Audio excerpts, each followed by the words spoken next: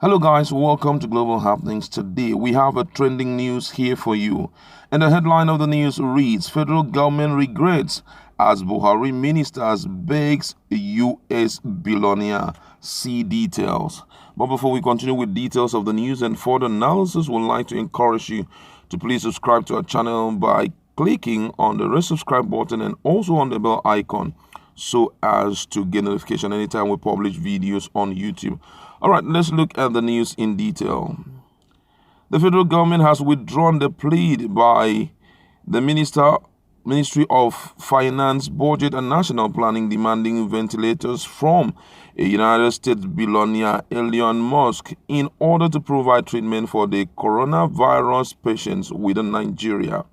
Musk, the founder and chief engineer at SpaceX, has tweeted on Thursday that his firm has extra ventilators that had been approved by Food and Drug Administration in America.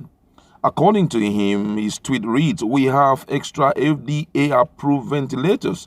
We will ship to hospitals worldwide within Tesla delivery regions. Only requirement is that the vents are needed immediately for patients and not stored in a warehouse."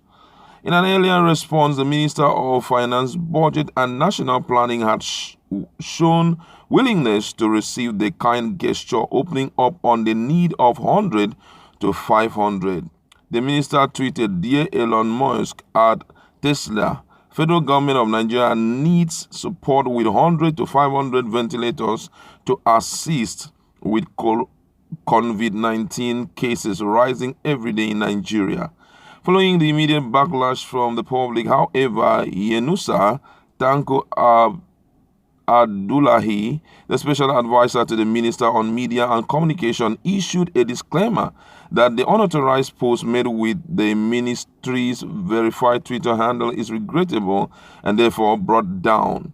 He wrote, "An unauthorized post was made on the verified Twitter handle of the Federal Ministry of Finance, Budget and National Planning. The fact of the post is regrettable because of which it is brought down. We have made sure our internal processes are strengthened that such doesn't happen again. The error is highly regrettable." All right, that's the news and beggy attitude. The thing has almost is running in the spines and the bloodstream of Nigerians now, to an extent that the minister of or the ministry, because that ministry is headed by a minister, and to some extent, most of the right things that get out of that office must have been approved by the minister. A minister to open his mouth, a minister of a nation, minister of not just an ordinary nation, but a nation that is blessed with oil, a nation that have billionaires, a nation that have a lot of money which they have recouped from the loot of Abacha, a minister who is saving a country that have billions of dollars in foreign reserve, is begging an individual. My brother, this is so shameful. My people, this is so shameful. I can't even explain this. Now, there are a lot of things that have been going on Twitter and all of that. But do you know that there are some persons who are so ashamed that they can't even beg? Despite the fact that their identities are not known, they can possibly run to Twitter, run to Instagram and the likes and open, create a page and, be begging people. But hey, they just can't do it because they believe they have the way without to make money. And so why should I be so, why should I bring myself so down, begging another person who has hustled better than I did, making money? Why should I be begging the person? But this is not even the case of an individual. We are looking at a nation begging an individual. What an insult. Forget about bringing down this thing. It's so maddening that a whole nation like Nigeria will stoop so low to begging an individual. How rich is that guy?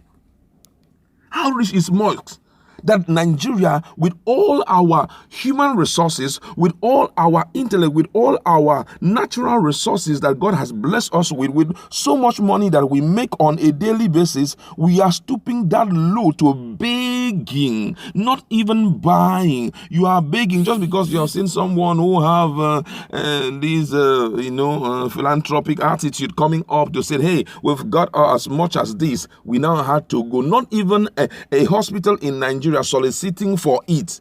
But this time around, a country of this repute, we say that as Nigerians, Nigeria has the largest economy in Africa, which is true.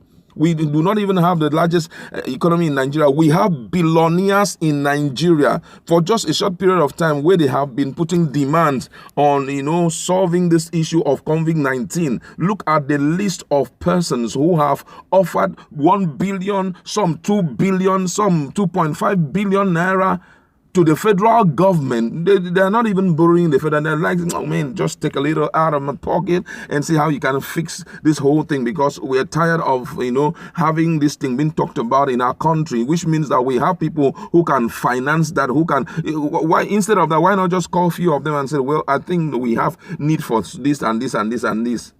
But somebody had to be begging. Aye. You are begging, federal government, you are begging. Now you are coming to apologize. He says it's highly regrettable. What kind of nonsense is that? The person, they should open up the person so that we know this is the person who was behind the Twitter handle begging for that kind of a thing. Nigeria is too rich for you to make us, that is why I said a lot of things need to, the system needs to be overhauled. We need to fix things in the system, for you to beg. Now, another side I'm going to be looking at this stuff is the case of who is behind the Twitter handle. Who is the person? Because number one, before you even look at who the person is, he must have heard a lot of discussion in the office. He must have heard the impossibility of these things coming in. And that is why when he saw someone who was sympathetic enough to offer it free, the person had to go out to beg for the federal government. I don't know if you understand what I'm trying to say. He has seen that, hey, there's no possibility in the next 2 months. There's no way Nigeria, because of our looting attitude, will be willing to buy these things. After all, there had been a lot of promising and failing on the part of the federal government. They are not as proactive as we expect them to be. After all, even in Aso Rock Hospital or clinic, there is no paracetamol and all of that. For that reason, the person said, well, I need to help the federal government out of this situation by saying how we can go around in the internet, and anybody who is benevolent enough to offer anything, we can beg so that they can help Nigerians, because the rate at which this thing is increasing, geometrically, we may not be able to contend with it, and that's why the person came out. He must have had an idea of the attitude of the country. He doesn't just wake up. The person does not just wake up and say, let me respond, let me beg for Nigeria.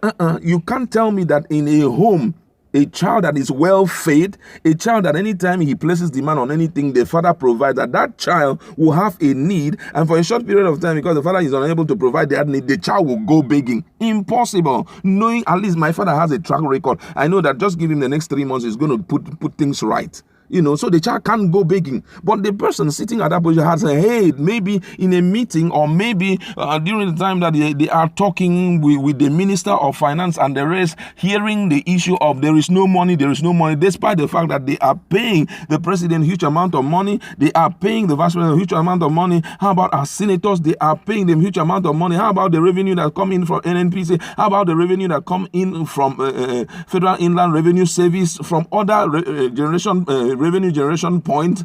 Despite all those money that are coming in, maybe the Minister of Finance has always been complaining there's no money. I think that Nigeria cannot be helped with the situation on ground. There's no way we can be helped. So by the time the person saw this thing coming in immediately, the person just had to say, it is an opportunity since there's no money always and our people are dying. I need to be sympathetic enough by begging for my own people. Nigeria is poor. That's what the person is saying. That Nigeria is so poor, so he had to beg. That's why we need to wake up and behave like our mandate.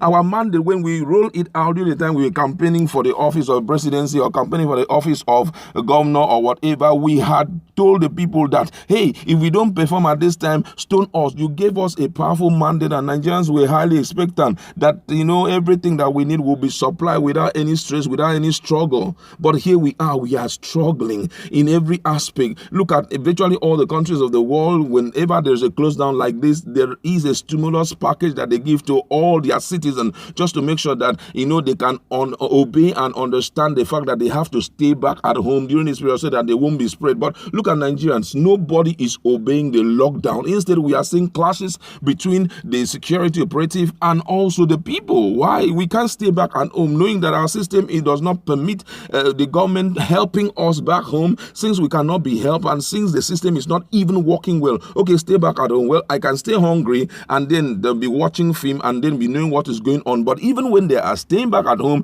number one, there is no pipe-borne water for them to enjoy. Secondly, they don't even have electricity to just watch what is going on in the society. Talk less of food to eat. How do you expect them to stay indoors? That it is not possible. You see them, they come out, and the next thing what we see is clashes between them and all of them, to a point that since things are happening this way, they now had to since the federal government cannot help the people with something for them to, buy food and to stay in their individual houses, the federal government has now suggested that, okay, we are going to be leaving the market open from 10 a.m. to 2 p.m. so that people can go in. That just leaving, it's quite an elastic decision that you have made, because I can assure you from 12 p.m. from 11 a.m. or from 10 a.m. that you have given to 2 p.m. It's not possible for people to lock down this thing. It will generate more issues. It clearly shows we are so unstable in our ways. We are unstable like water. We are so unstable in our ways. A lot of things that is so dirty to the ear. That's what we're saying. Just for you to provide for the people, you can, despite the fact that they have given money. Instead, the Minister of Humanitarian Affairs, Sadiya Farouk, is now going around to be giving money by hand to the people to show that there is no accountability. There won't be any form of accountability. There will be no form of transparency.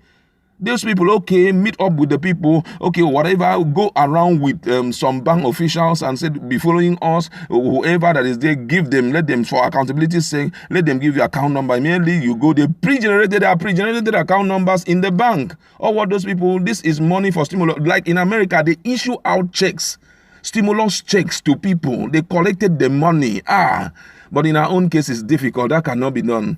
And that is why at the end of the day, we had to disgrace ourselves so publicly by going out to beg. Please give us money now, Nigeria. It's a shame. Shame to this is the lowest point of this administration, that a particular ministry of finance, why would the person beg? Because he knows that the monies are not there. So stop all these things you people are doing. The monies have already been looted. Or maybe you're just pretending to be helping Nigeria, but of the truth, there is no willingness, there's no empathic attitude towards the people of Nigeria. That's why the guy had to let me beg so that we can still continue to save lives and all of that. It's really, really shameful. Nigeria should wake up and correct some of this. I think this is a life lesson for us, so that next time when we have opportunity, nepotism and ethnicity will not rule, religion will not rule our mind, and we wake up electing people that we know cannot even represent us in any respect. All right, it's something that angers the heart so much, but I'd like to leave you there. Go to our comment section, let us interact. What's your position about